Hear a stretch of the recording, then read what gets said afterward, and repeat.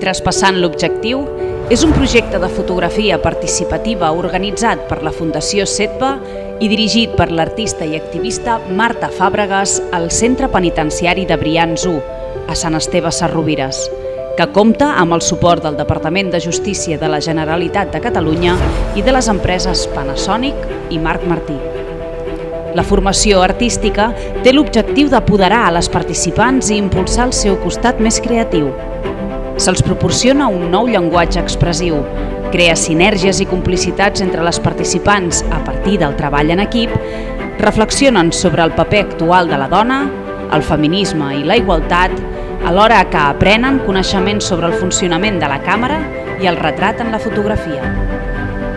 L'acte de clausura del projecte de la tercera edició va coincidir amb el Dia Internacional de les Dones.